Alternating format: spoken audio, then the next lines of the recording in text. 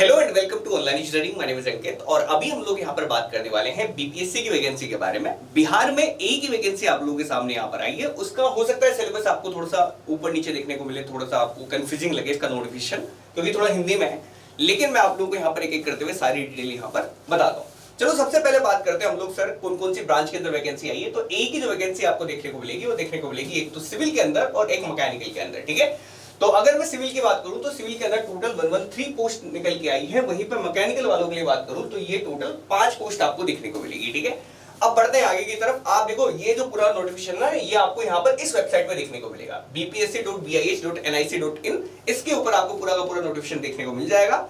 आगे की तरफ हम लोग यहाँ पर बढ़ते हैं। जैसे कि तो अगर मैं आप लोगों से बात करूं कितना आप लोगों का यहाँ पर पे स्केल रहने वाला है, तो देखो लेवल 9 की ग्रे पेड 5400 आप लोगों को देखने को मिलेगी, यानी कि अच्छी खासी आप लोगों को यहाँ पर पेमेंट मिलने वाली है।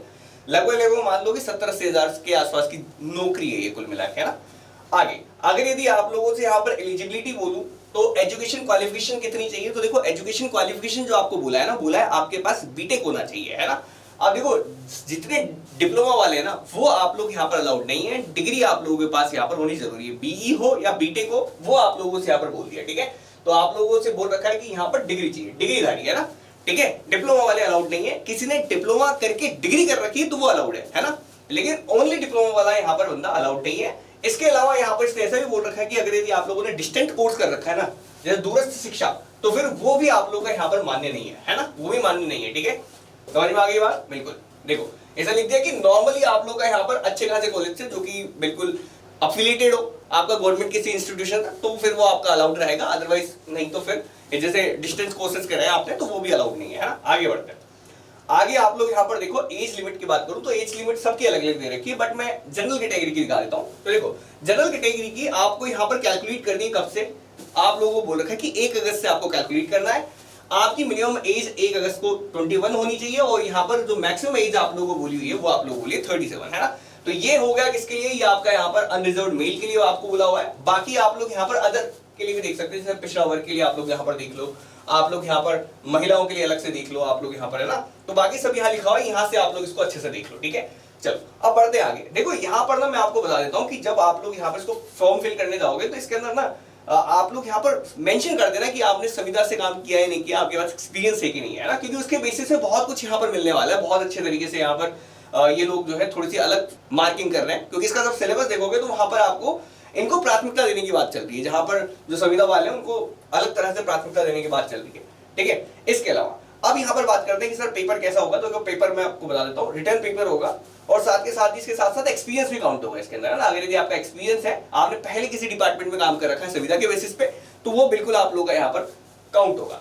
चेक कर लेते हैं हम लोग यहाँ पर कि सर क्या होगा। देखो यहाँ पर ना 2 तरह के पेपर है। एक होता है आप लोग का यहाँ पर अनिवार्य पत्र, यानी कि कंपलसरी ये देना ही देना है, और एक होता है आपके ऐच्छिक पत्र, है ना, ठीक है।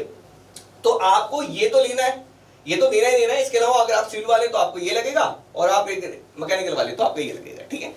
तो अब अगर यहाँ पर मैं बात करूं आप लोगों से कि कॉमन में क्या है, देखो अंग्रेजी है, हिंदी है। जो हिंदी इंग्लिश है ये दोनों 100 मार्क्स की आएगी। 1-1 घंटे का पेपर है इन दोनों का, 1-1 घंटे का है ना, ईच 1-1 घंटे का। और ये क्वालिफाइंग नेचर का, यानी कि इसमें सिर्फ क्वालिफाई कर दिया ना आपने इंग्लिश में हिंदी में तो आपका काम बन जाएगा। इसके मार्क्स काउंट नहीं होंगे। मार्क्स सर किसके काउंट होंगे, मार्क्स काउंट होंगे आप लोगों के यहाँ पर जनरल स्टडीज के। इसके अलावा बात करूं तो ये जीएस है ना, सामान्य अभियंत्रण विज्ञान, ये कुछ नहीं, विज्ञान का ही एक तरह से पार्ट मानो आप लोग, ठीक है। तो ये आप लोगों का यहाँ पर साइंस का आप लोगों का पोर्शन ऐड होगा। आप लोग यहाँ पर मान के चलो जनरल स्टडीज का पोर्शन आपका ऐड होगा। ये भी 100 मार्क्स का ही है और 1-1 घंटे का पेपर होने वाला है, ठीक है।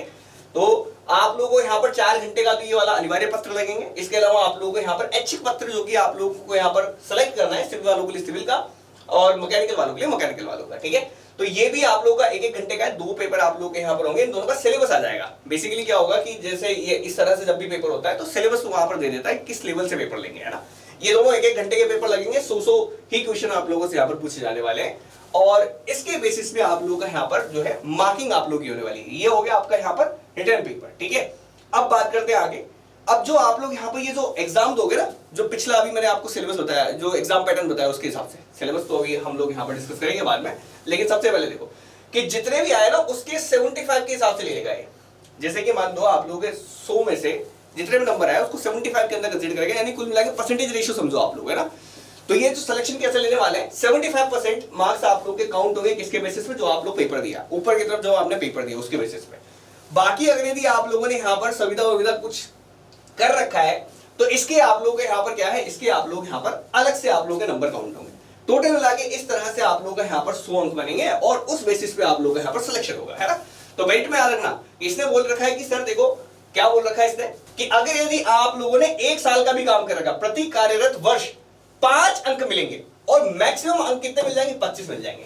यानी किसी ने 5 साल अगर यदि कॉन्ट्रैक्चुअल बेसिस पे नौकरी कर रखी है बिहार के अंदर किसी पर्टिकुलर डिपार्टमेंट के अंदर, तो फिर आप लोगों को यहाँ पर मजे आने वाले हैं, ठीक है। तो ये चेक कर लेना आप लोग, यहाँ पर इस तरह से आप लोगों की मार्किंग बनेगी। ये जो 75% मार्क्स रहेंगे, 75 अंक की जगह 75% समझो आप लोग, ताकि आपको समझने में आसानी रहेगी, है ना। बाकी कैलकुलेशन कैसे करेंगे इसका इन्होंने यहाँ पर फॉर्मूला वगैरह दे रखा है ना, इस तरह से कैलकुलेट करेंगे, ये आप लोग यहाँ से देख सकते हो, कोई दिक्कत वाली बात नहीं है, ठीक है। अब बढ़ते हैं आगे की तरफ। अब बात करता हूं मैं रिजर्वेशन के ऊपर। तो देखो रिजर्वेशन सिर्फ और सिर्फ जो है बिहार वालों को मिलेगा। यहाँ पर आउटसाइड कैंडिडेट या मैं कह दूं आउटर स्टेट के कैंडिडेट बिल्कुल अलाउड है, कोई दिक्कत वाली बात नहीं। देखो उन्होंने साफ साफ लिख रखा है, ठीक है। देखो सबसे पहली चीज तो कि यहाँ पर लिखा है कि आरक्षण का लाभ उन्हीं उम्मीदवारों को मिलेगा जिनका स्थायी निवास बिहार राज्य में, अर्थात जो बिहार के मूलवासी है, ठीक है। तो बिहार वालों को ही रिजर्वेशन मिलेगा। अगली बात, आप बाहर वाले भी हो तब भी आप लोग यहाँ पर भर सकते हो, कोई दिक्कत वाली बात नहीं है। इन्होंने ऊपर ही लिख दिया कि सर देखो कि अगर यदि राज्य के बाहर वाले अभ्यर्थी है ना, उनको किसी भी तरह का आप लोग का यहाँ पर क्या नहीं होगा, आरक्षण देंगे नहीं होगा।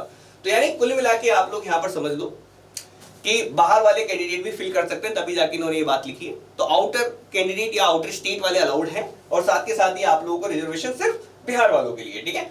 अब बढ़ते हैं आगे की तरफ। बाकी देखो बाकी इसमें कोई काम का नहीं है, बाकी ऐसा कोई खाम का नहीं है। बाकी आगे बात करते हैं।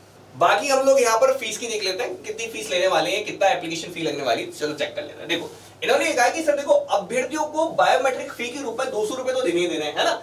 इसके साथ 200 रुपए तो देने ही देने हैं, है ना, 200 रुपए तो देने ही देने हैं। इसके साथ साथ जनरल कैंडिडेट के लिए आप लोगों को 750 रुपए है। आप लोगों को बिहार राज्य के अनुसूचित जाति जनजाति के लिए आपका 200 रुपए है। बिहार राज्य के बाकी आप लोगों को यहाँ पर दे रखा है। बाकी जो जनरल है आप लोगों को मान के चलो जनरल के लिए 750 रुपए और 200 रुपए इसके बायोमेट्रिक फी के लगने वाले हैं, है ना। बाकी आप लोग अपने अपने हिसाब से देख लेना, ठीक है। चलो तो ये आप लोगों को यहाँ पर बता दिया है। लेकिन ना आप लोग देखो ये 200 रुपए बचा सकते हो कैसे, इन्होंने यहाँ पर नीचे नोट लिख रहा है कि ऐसे अभ्यर्थी जो कि आधार, याद रखना, अगर यदि आप लोग आधार से अपना वेरिफिकेशन कराते हैं, यानी कि आधार से वेरिफिकेशन कर लोगे खुद का, जब एप्लीकेशन फॉर्म भर रहे होंगे, जब एप्लीकेशन फॉर्म भर रहे हो उस टाइम पे अगर यदि आप लोग आधार कार्ड वगैरह डाल देते हो तो फिर आप लोगों को ये 200 रुपए का भुगतान नहीं करना भैया ना, ये एक्स्ट्रा 200 रुपए लगना है, ये आप लोगों के बचने में आ जाएंगे। अगर यदि आप लोग क्या कर दे रहे हो, अगर यदि आप लोग यहाँ पर जब ऑनलाइन एप्लीकेशन भर रहे हो उस वक्त पे अपना वेरिफिकेशन आधार से कर दो, आधार से ओटीपी वगैरह आता है ना, वैसे अगर यदि आप लोग यहाँ पर करवा दोगे तो फिर दिक्कत वाली बात नहीं आएगी, आपके 200 रुपए बच जाएंगे कुल मिला के, है ना। तो 200 रुपए बचा दो भाई लोग, है ना, बहुत होते हैं, है ना, स्टूडेंट लाइफ में, ठीक है। 750 दो जनरल वाले, तो ज्यादा मत देना, है ना, 200 बचा लेना, ठीक है। चलो बाकी देखो आप लोगों को बता देता हूँ, ऑनलाइन एप्लीकेशन जो है आप लोगों की यहाँ पर स्टार्ट हो जाएगा 15, यानी कि स्टार्ट ऑलरेडी हो चुका है। और बाकी आप लोग यहाँ पर देखो तो आखिरी जो डेट आप लोगों को दे रखी है वो दे रखी है सिर्फ 30 जून, है ना। तो याद करना कि चालू हो चुका है और 15 दिन में खत्म होने वाला है ये, ठीक है। चलो इसके अलावा बाकी कोई भी चीज आती है तो आप लोगों को यहाँ पर इनकी ऑफिशियल वेबसाइट विजिट करते रहना, ताकि टाइम आप लोग अपडेट रहोगे। वैसे तो आप लोगों ने हमारा चैनल भी देख लिया होगा, इस पे भी मैं आप लोगों के सामने यहाँ पर वीडियोस आता रहूंगा, जैसे जैसे अपडेट आती रहेगी, तो आप सब्सक्राइब करके भी रख सकते हो, ठीक है।